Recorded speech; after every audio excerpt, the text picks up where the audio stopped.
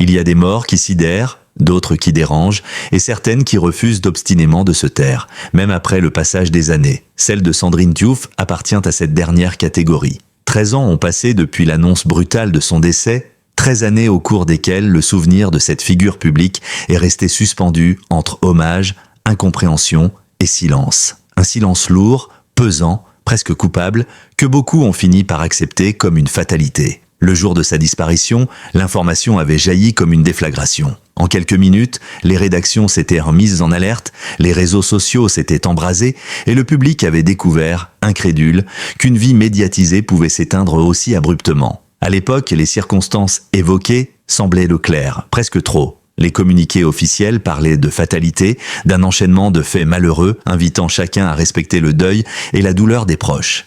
Mais très vite, une sensation diffuse s'est installée, quelque chose ne collait pas. Sandrine Diouf n'était pas qu'un nom dans les colonnes des magazines ou sur les bandeaux des chaînes d'information. Elle incarnait une époque, un style, une présence médiatique à la fois forte et paradoxale. Aimée pour son authenticité apparente, critiquée parfois pour son caractère jugé imprévisible, elle fascinait autant qu'elle interrogeait. Son parcours public avait toujours été marqué par une dualité troublante. D'un côté, une image maîtrisée, souriante, rassurante. De l'autre, des rumeurs persistantes évoquant une fragilité intime, des tensions personnelles et une fatigue émotionnelle rarement évoquées frontalement. Pourtant, jamais Sandrine Diouf n'avait accepté de se laisser enfermer dans une narration simpliste. Elle avançait, droite, refusant de livrer davantage que ce qu'elle jugeait nécessaire. Sa mort, en revanche, affigeait son image dans une version incomplète. Une version commode pour les médias, mais frustrante pour ceux qui la connaissaient réellement. Les premières heures qui ont suivi l'annonce du décès restent gravées dans les mémoires collectives. Les hommages se sont succédés, souvent sincères, parfois convenus. Les plateaux de télévision se sont remplis d'experts autoproclamés, de proches plus ou moins légitimes, chacun apportant sa pierre à un récit qui se construisait à toute vitesse. Mais au cœur de cette agitation médiatique, une absence frappait, celle de son épouse. Discrète, presque invisible, elle n'est apparue que brièvement, à travers un communiqué sobre, empreint de retenue. Aucun débordement émotionnel, aucune déclaration spectaculaire, juste des mots choisis, mesurés, comme s'ils avaient été pesés un par un pour ne rien laisser échapper de trop. À l'époque, beaucoup ont salué cette dignité. D'autres ont commencé à s'interroger. Pourquoi si peu ? Pourquoi ce retrait total alors que la machine médiatique réclamait des visages, des larmes, des confidences ? Le temps a passé et avec lui l'attention du public s'est progressivement déplacée vers d'autres drames, d'autres scandales, d'autres visages. Pourtant, le silence de l'épouse de Sandrine Diouf est resté intact. 13 années sans interview, sans témoignage approfondi, sans tentative apparente de rétablir une quelconque vérité alternative. Dans le monde des célébrités, ce mutisme est presque une anomalie. À une époque où chaque tragédie devient contenu, chaque douleur un récit monétisable, choisir de se taire relève d'un acte radical. Un acte qui interroge. Était-ce un choix dicté par la volonté de protéger la mémoire de Sandrine, ou au contraire la conséquence d'un poids trop lourd à porter, d'une vérité impossible à formuler à voix haute ? Les proches, eux aussi, ont appris à contourner le sujet. Certains se sont éloignés des caméras, d'autres ont changé de discours avec le temps. Les incohérences, bien que subtiles, étaient là disséminées dans les archives, prêtes à être relevées par ceux qui prenaient la peine de regarder attentivement. Avec le recul, plusieurs éléments apparaissent aujourd'hui sous un jour nouveau. Des déclarations contradictoires, des délais inexpliqués, des décisions prises dans l'urgence sans justification claire. À l'époque, ces détails avaient été noyés dans le flot de l'émotion collective. Mais 13 ans plus tard, ils prennent une autre dimension. Certains journalistes, plus persévérants que d'autres, avaient tenté de creuser. Leurs articles, souvent relégués en pages intérieures, posèrent des questions dérangeantes. Pourquoi certaines informations n'ont-elles jamais été rendues publiques ? Pourquoi des témoins clés n'ont-ils jamais été entendus ? Pourquoi l'enquête semblait-elle s'être refermée aussi rapidement ? À chaque fois, la même réponse revenait, respect du deuil, absence d'éléments nouveaux, nécessité de tourner la page. Mais peut-on réellement tourner la page quand certaines lignes n'ont jamais été écrites ? Pendant toutes ces années, l'épouse de Sandrine Diouf a vécu loin des projecteurs. Peu de photos récentes, aucune apparition publique notable. Elle a reconstruit sa vie, diront certains, dans une normalité presque obstinée. D'autres affirment qu'elle n'a jamais vraiment cessé de vivre dans le passé, hantée par ce qu'elle savait ou ce qu'elle n'avait pas le droit de dire. Ce qui est certain, c'est que son silence n'était pas vide. Il était chargé de sens, de tension, d'une attente muette. Ceux qui l'ont croisé parlent d'un regard qui en dit long, d'une fatigue ancienne, d'une dignité mêlée à une colère contenue. Pourquoi alors briser ce silence aujourd'hui ? 13 ans après la mort de Sandrine Diouf, quelque chose a changé. Un déclic, une nécessité, peut-être la conscience que le temps ne protège pas toujours la vérité. Dans un monde où les archives numériques ressurgissent sans cesse, où les jeunes générations redécouvrent les figures du passé, l'épouse a décidé de reprendre la parole. Pas pour provoquer, pas pour régler des comptes, mais selon ses propres mots, pour ne plus porter seul ce poids. Cette décision marque le début d'un nouveau chapitre, non seulement dans l'histoire de Sandrine Diouf, mais aussi dans notre rapport collectif à la célébrité, au deuil et à la vérité. Et si depuis 13 ans, nous n'avions connu qu'une version partielle de l'histoire ? Revenir en arrière pour comprendre, quand la vie privée éclaire le drame, pour comprendre la portée de la révélation annoncée par l'épouse de Sandrine Diouf, il est indispensable de remonter le fil du temps. Non pas vers le jour de sa mort, mais bien plus en amont, dans ces zones grises où la vie privée se mêle étroitement à l'image publique, là où les apparences commencent à se fissurer. Car aucune disparition médiatisée ne surgit de nulle part. Elle est presque toujours précédée de signaux faibles, d'indices épars, de tensions invisibles pour le grand public mais criantes pour ceux qui vivaient au plus près de la réalité. Le couple formé par Sandrine Diouf et son épouse a longtemps fasciné. Aux yeux des médias, il incarnait une forme de stabilité rare dans un univers dominé par l'éphémère et les scandales. Leur relation était présentée comme solide, complice, presque exemplaire. Interviews croisées, apparitions publiques maîtrisées, sourires synchronisés. Tout semblait confirmer l'image d'un équilibre rassurant. Pourtant, derrière cette façade, la réalité était plus complexe. Des proches évoquent aujourd'hui une relation profondément fusionnelle, parfois à l'excès. Une relation dans laquelle la frontière entre soutien et dépendance émotionnelle devenait floue. Sandrine Diouf, figure exposée, exigeait beaucoup, donnait énormément mais se montrait aussi vulnérable, surtout loin des caméras. Son épouse, elle, occupait un rôle ambigu, à la fois partenaire de vie, confidente, rempart contre la pression extérieure, et parfois seule spectatrice d'une souffrance que personne d'autre ne voyait. Avec le recul, plusieurs épisodes de la vie de Sandrine Diouf prennent une tonalité différente. Certains propos tenus lors d'interviews, à l'époque jugés anodins, résonnent aujourd'hui comme des appels à peine voilés. Elle parlait de fatigue, de lassitude, d'un besoin urgent de respirer loin du bruit. Mais ces paroles étaient immédiatement réinterprétées dans une grille médiatique rassurante. Surcharge de travail, simple burn-out passager, caprice de star. Rarement comme l'expression d'un malaise plus profond. Dans la sphère privée, la situation était plus tendue. Des disputes fréquentes, des périodes de retrait, un isolement progressif.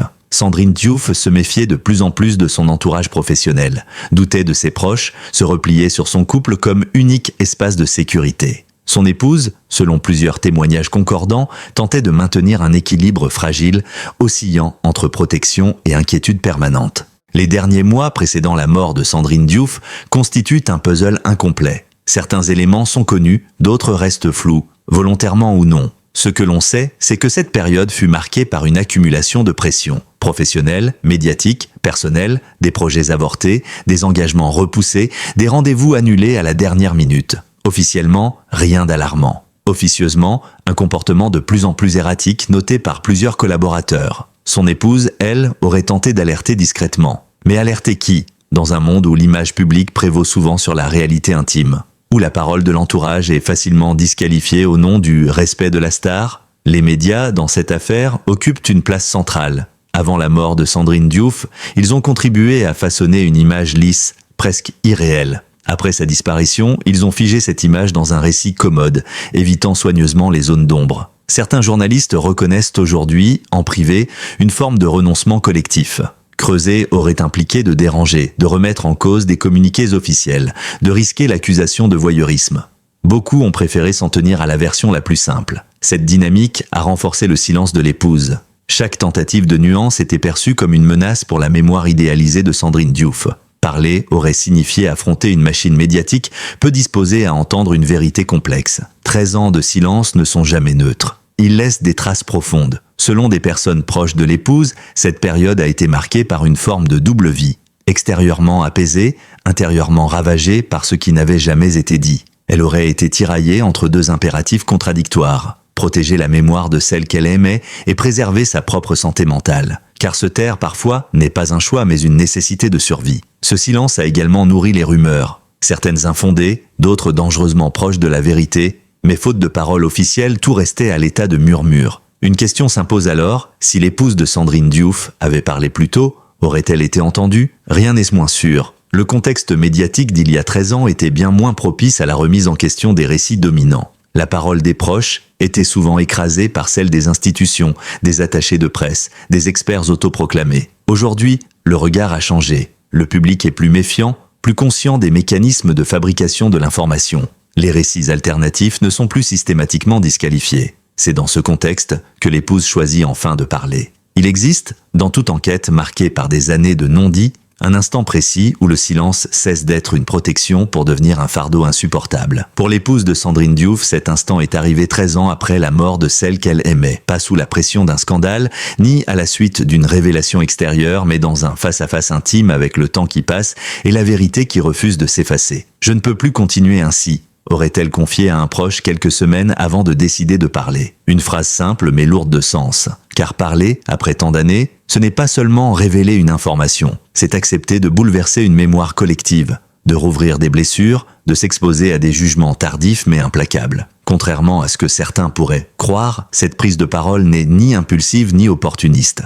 Elle est le résultat d'un long processus intérieur, des années de thérapie, de tentatives pour tourner la page, de nuits hantées par la même question, et si le silence faisait plus de dégâts que la vérité. Selon plusieurs sources proches du dossier, l'épouse de Sandrine Diouf aurait envisagé à plusieurs reprises de s'exprimer publiquement avant de renoncer à chaque fois. Trop tôt, trop dangereux, trop risqué pour l'image de Sandrine, mais aussi peut-être trop douloureux pour elle-même. Ce qui a changé aujourd'hui, c'est le sentiment que le temps n'est plus un allié, que chaque année supplémentaire enferme un peu plus la vérité dans une version figée, presque irréversible. Lorsque l'épouse commence à raconter, son récit se distingue immédiatement des versions connues. Elle ne conteste pas frontalement les faits établis, mais elle les recontextualise, les enrichit, les rend enfin humains. Selon elle, le dernier jour de Sandrine Diouf n'a jamais été un jour comme les autres. Contrairement à ce qui avait été affirmé à l'époque, Sandrine n'était ni sereine ni simplement fatiguée. Elle était en état de détresse émotionnelle avancée. Ce jour-là, elle aurait exprimé des craintes précises, formulé des phrases alarmantes, demandé explicitement de l'aide. Des propos que l'entourage professionnel aurait minimisés, interprétés comme une crise passagère, une énième manifestation de stress. Elle savait qu'elle allait mal, et elle le disait clairement, affirme aujourd'hui son épouse. Cette affirmation, à elle seule, remet en cause l'un des piliers du récit officiel. L'idée d'un événement soudain, imprévisible, impossible à anticiper. Mais la révélation la plus lourde n'est pas là. Elle concerne un élément précis, resté totalement absent des rapports et des communiqués de l'époque. L'épouse affirme que Sandrine Diouf avait laissé un message. Pas une lettre formelle, pas un document officiel, mais un enregistrement vocal conservé volontairement hors du circuit médiatique et judiciaire. Un message intime, adressé à elle seule, dans lequel Sandrine exprimait un profond mal-être, mais aussi une peur très concrète, celle de ne pas être entendue. Pourquoi ce message n'a-t-il jamais été rendu public ? La réponse est complexe. À l'époque, le climat médiatique était extrêmement hostile à toute nuance. Révéler l'existence de cet enregistrement aurait immédiatement déclenché une avalanche d'interprétations, de jugements et de récupérations. L'épouse a choisi de le garder pour elle. Non par volonté de dissimulation, mais par peur de trahir la confiance de Sandrine. Après la mort de Sandrine Diouf, l'épouse aurait été confrontée à des pressions multiples. Des conseils juridiques l'encourageant à la prudence. Des proches lui suggérant de ne pas faire de vagues. Des médias prêts à transformer chaque mot en titre sensationnaliste. Dans ce contexte, parler aurait signifié perdre le contrôle du récit. Et surtout, risquer que la parole de Sandrine soit instrumentalisée, déformée, réduite à un symbole. Ce choix du silence, aujourd'hui critiqué par certains, apparaît rétrospectivement comme une tentative désespérée de préserver ce qui restait de l'intimité de Sandrine. Lorsque l'épouse commence à partager sa vérité, les réactions sont contrastées. Certains proches accueillent ces paroles avec soulagement, comme si une tension ancienne venait enfin de se dissiper. D'autres, au contraire, réagissent avec incompréhension, voire hostilité, car cette révélation oblige chacun à se repositionner, à se demander s'il aurait pu agir autrement, s'il a ignoré des signaux, s'il a préféré la facilité du déni à la complexité de l'écoute. Pour certains, cette prise de parole arrive trop tard, pour d'autres, elle arrive enfin. En révélant l'existence de ce message et la réalité émotionnelle des derniers jours de Sandrine Diouf, son épouse ne cherche pas à accuser ni à réécrire l'histoire de manière spectaculaire. Elle cherche à compléter un récit amputé. Cette parole tardive ne referme pas le dossier, elle l'ouvre au contraire sur de nouvelles interrogations. Pourquoi certains signaux ont-ils été ignorés ? Qui décide dans l'urgence de ce qui mérite d'être entendu ? Et surtout, que doit-on à ceux qui disparaissent sans avoir été compris ? 13 ans après la mort de Sandrine Diouf, une certitude s'impose. La vérité n'a pas d'échéance. Elle attend simplement le moment où quelqu'un aura le courage de la porter. La révélation faite par l'épouse de Sandrine Diouf n'a pas seulement bouleversé l'opinion publique, elle a provoqué une véritable secousse dans l'écosystème médiatique, forçant journalistes, commentateurs et institutions à reconsidérer 13 années de certitude confortable. En quelques heures, les archives ont ressurgi. Articles anciens, extraits d'émissions, déclarations figées dans le temps ont été ressortis, analysés, parfois disséqués, avec une minutie nouvelle. Ce qui semblait clair hier apparaît soudain incomplet, voire trompeur. La machine médiatique, longtemps silencieuse, s'est remise en marche, mais cette fois, le ton a changé. Dès les premières heures suivant la révélation, deux camps se sont dessinés. D'un côté, ceux qui saluent le courage de l'épouse, reconnaissant enfin la complexité humaine derrière une mort trop vite classée. Pour eux, cette parole tardive n'est pas une trahison, mais un acte de réparation. Une tentative de rendre à Sandrine Diouf sa pleine humanité, loin des caricatures. De l'autre, des voix plus critiques dénoncent une révélation jugée inutilement douloureuse, estimant qu'elle rouvre des blessures sans apporter de réponse définitive. Certains accusent même l'épouse de fragiliser une mémoire collective déjà apaisée. Cette polarisation révèle une tension fondamentale. Voulons-nous vraiment connaître la vérité sur nos figures publiques ou préférons-nous des récits simplifiés, rassurants même s'ils sont incomplets? Très vite, une question dérangeante s'impose. Quel rôle les médias ont-ils joué dans la construction ou l'effacement de cette vérité? À l'époque de la mort de Sandrine Diouf, la majorité des rédactions avaient relayé la version officielle sans véritablement la questionner. Par souci de rapidité, de respect apparent, ou parfois par manque de courage éditorial. Aujourd'hui, certains journalistes reconnaissent à demi-mot une forme de renoncement collectif. Non pas une volonté de mentir, mais une incapacité à affronter la complexité. Car interroger les zones d'ombre, c'était risquer de perdre l'accès aux sources, de se heurter aux attachés de presse, de passer pour des troubles-fêtes dans un moment de deuil national. La révélation actuelle agit donc comme un miroir cruel, tendu à une profession qui se revendique critique, mais cède parfois à la facilité du consensus. Concrètement, cette nouvelle parole n'entraîne pas automatiquement une réouverture judiciaire, mais elle modifie profondément la lecture du dossier. Des éléments jusque-là considérés comme secondaires prennent une importance nouvelle. Des délais, des décisions, des absences de suivi interrogent. Certains experts parlent désormais de défaillance systémique. Non pas d'une faute individuelle, mais d'un enchaînement de renoncements, de silences et de protocoles appliqués sans discernement humain. La figure de Sandrine Diouf n'apparaît plus seulement comme une célébrité victime d'un destin tragique, mais comme une personne ayant exprimé un mal-être réel, insuffisamment pris en compte. Pour l'entourage, cette révélation agit comme une épreuve morale. Certains proches admettent aujourd'hui qu'ils avaient perçu des signaux inquiétants, sans jamais imaginer leur gravité. D'autres se défendent, invoquant le contexte, la pression, l'impossibilité d'agir autrement. Cette phase est sans doute la plus douloureuse, car elle oblige chacun à se confronter à une question universelle.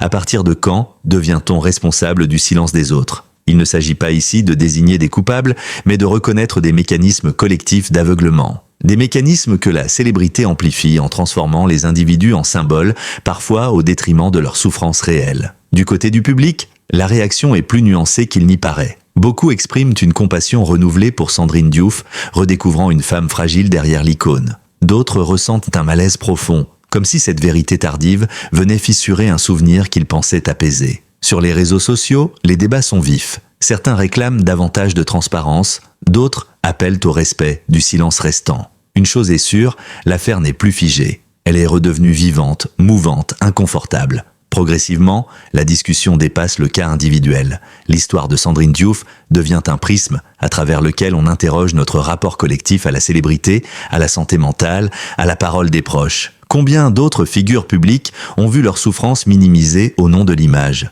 Combien de vérités ont été différées, étouffées par peur de déranger? En ce sens, la révélation de l'épouse n'est pas seulement personnelle. Elle est politique, sociale, profondément contemporaine. La mort de Sandrine Diouf n'est plus un fait du passé. Elle devient un questionnement présent. Comment écoutons-nous ceux qui vont mal? Qui décide qu'un signal est sérieux? Et que faisons-nous une fois que la vérité est enfin dite?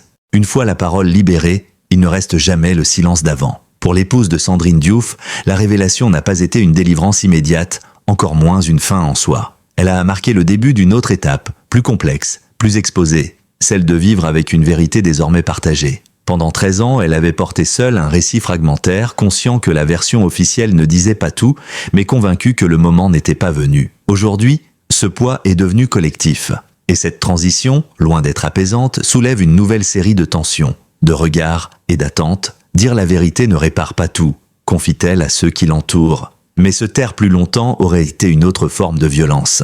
13 ans après la mort de Sandrine Diouf, l'épouse n'est plus la même femme. Le deuil a laissé des traces visibles et invisibles. Il a façonné une posture, une manière de se tenir à distance du monde médiatique, une prudence presque instinctive face aux récits trop simples. Aujourd'hui, elle ne cherche ni à convaincre, ni à se justifier. Elle sait que sa parole sera discutée, analysée, parfois contestée. Mais elle revendique une chose essentielle, le droit d'avoir attendu. Son témoignage n'est pas une accusation, c'est une recontextualisation, une tentative de restituer à Sandrine Diouf une complexité que la célébrité lui avait confisquée. Une manière de dire que la douleur ne se résume pas à une date ni à un communiqué. La conséquence la plus profonde de cette révélation est sans doute la transformation du souvenir collectif.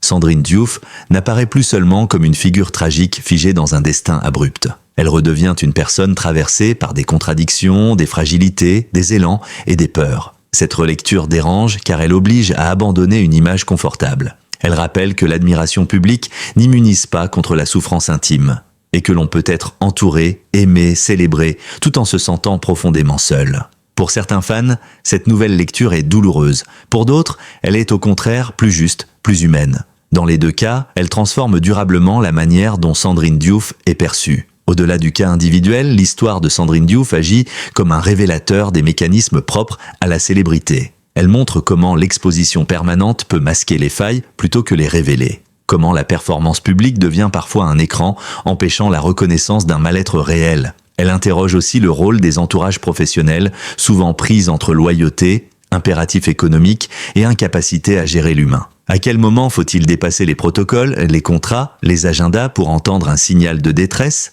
La célébrité, dans ce récit, apparaît non pas comme une cause unique, mais comme un amplificateur. Elle intensifie tout, la lumière comme l'ombre. L'un des fils conducteurs de cette affaire reste le silence. Celui de l'épouse, bien sûr, mais aussi celui des proches, des institutions, des médias. Ce silence, longtemps perçu comme une preuve de dignité ou de respect, apparaît aujourd'hui sous un jour plus ambigu. Le silence protège parfois, mais il enferme aussi. Il peut éviter la récupération médiatique, mais il peut également empêcher la reconnaissance d'une souffrance. Dans le cas de Sandrine Diouf, le silence a été à la fois un refuge et une prison. Reconnaître cette ambivalence est essentiel. Il ne s'agit pas de condamner rétrospectivement ceux qui se sont tus, mais de comprendre pourquoi ils l'ont fait et à quel prix.